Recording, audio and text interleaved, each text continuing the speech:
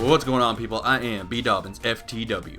And you know Call of Duty's in trouble when even its staunchest defenders are jumping ship.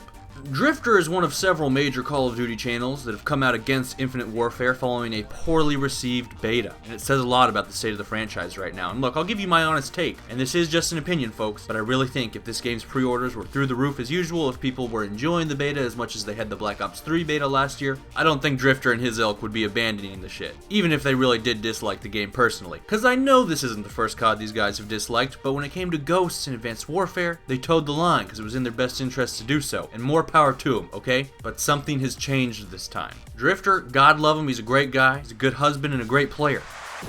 I heard he gives great foot massages and I'm hoping to get in on that shit someday. But Drifter's only coming out against COD now because he recognizes the party's over, folks. And that his best bet going forward is to try and earn some brownie points and salvage his reputation as something more than a Call of Duty surrogate. But it says a lot that the marketing infrastructure that had grown sort of organically around Call of Duty, as sort of the central pillar of so many different channels, it's fascinating and says a lot that it is now crumbling. And I'm watching Drifter's video and he's going over the reasons why he dislikes this new Call of Duty. And I'm cracking up because in order they are lag, bad spawns, overpowered perks and weapons. Does anyone really think that's why COD isn't doing great this time around? Lag and spawns and overpowered shit, that stuff has been a staple of the COD franchise for the last decade. We have all had those same complaints on every Call of Duty year in and year out. That's nothing new, that's not what's killing COD, it's a part of COD. We put up with that shit for 6 years and then on year 7 it's too much? No.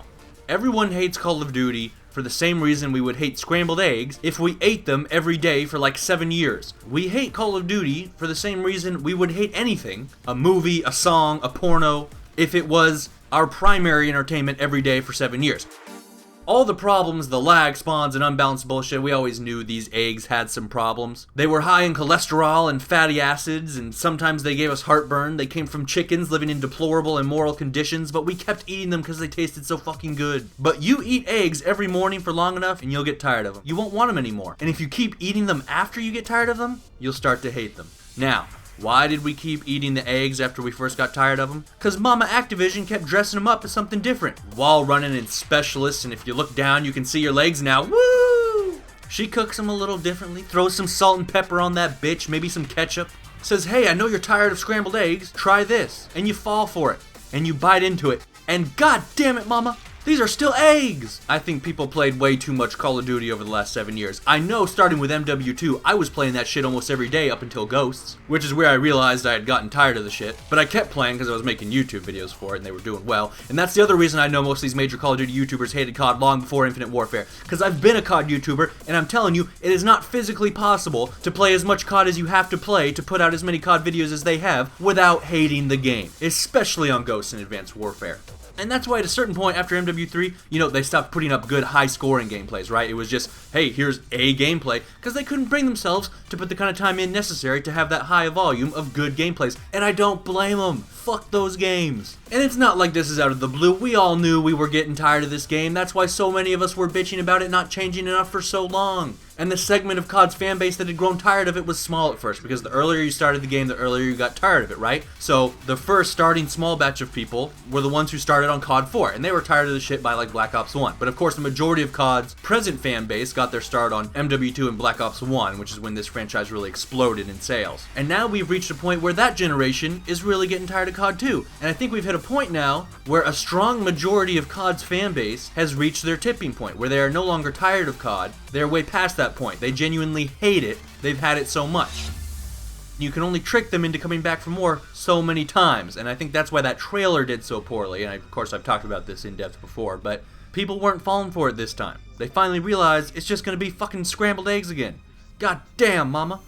And I think this is the end of the Call of Duty era, because I don't think it matters at this point how much future Call of Duties change. This is what I'm talking about with the scrambled eggs. You can put salt and pepper and cheese on it, and maybe that holds people over for a little while longer. I know Black Ops 3 saw improved sales and user retention over Ghosts and AW. Personally, I enjoyed Black Ops 3. I thought it was an objectively good Call of Duty, but even then I got bored of it so fast, I had it uninstalled to make room for new games within like 2 or 3 months of release. Whereas COD used to be something I played up till the day before the next one came out, you know what I mean? And then of course Infinity Ward, being totally devoid of any original fucking thought, said, hey, people seem to like Black Ops 3. Let's just do that again. You know, last year people would crack jokes in the comments about, oh, is this Black Ops 3 or Advanced Warfare? I couldn't tell the difference. And I always thought they were kind of exaggerating. Like, yeah, the games are very similar, but I can still tell which one is which. But this year, I genuinely got confused too. I was watching this guy's video a few days ago, and he was criticizing Call of Duty, like you do, and I thought he was talking about Infinite Warfare with Infinite Warfare gameplay. You know, it was on some goofy-ass DLC map I didn't recognize. But at a certain point, I realized he's talking about Black Ops 3, and then I'm like, wait a minute, this is Black Ops 3 gameplay. It blew my mind for a second, and I'm like, alright, this shit has gone too far. Because even if you like the condiments they added to the eggs, well now they're just gonna spam that shit till you hate it too. I really think the main reason this Infinite Warfare beta is being received so poorly actually has little to do with the game by itself. The maps, the guns, the kill streaks, it's all textbook Call of Duty game design. It's not at all that different from maps and game mechanics we've seen in past Call of Duties that were received positively. It's just that at this point, everyone is fucking burnt on COD. And the conventional wisdom for the last couple years has been that COD would be great again if they just removed this or added that. But I don't think that's true anymore. At this point, to reclaim its past success, I really think COD would have to change so dramatically that it wouldn't even really be a COD game anymore. Because it's the core formula itself that we have come to hate.